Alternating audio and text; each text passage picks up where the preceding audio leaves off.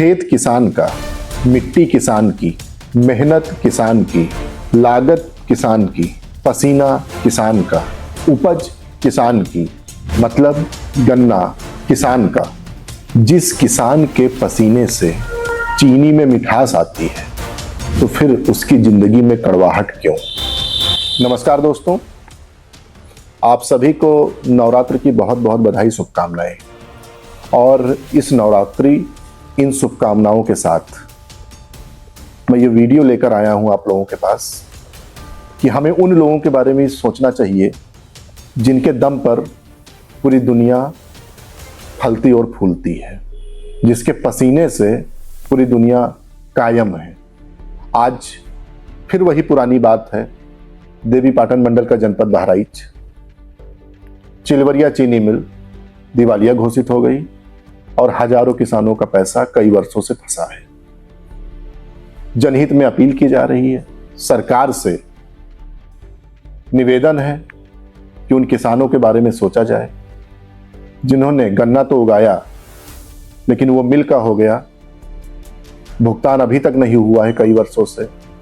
किसी की बेटी की शादी रुकी रही होगी, किसी का इलाज होना रहा होगा उस पैसे से, किसी बच्चे को की फीस जानी रही होगी और बहुत सारे सामाजिक कामों के लिए किसानों ने उस भुगतान को लेकर जो सोच रखा होगा वो सब आज मिल में फंसे हुए भुगतान के रूप में निराशा की ओर सब किसान हैं और आशा भरी निगाहों से सरकार की ओर देख रहे हैं।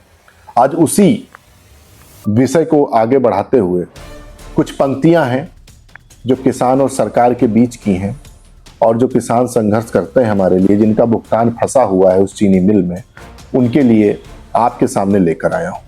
खेत किसान का, मिट्टी किसान की, मेहनत किसान की, लागत किसान की, पसीना किसान का, उपज किसान की, लेकिन जब हक की बात आई, जब किसान के हक की बात आई तो सब कुछ मिल का हो गया।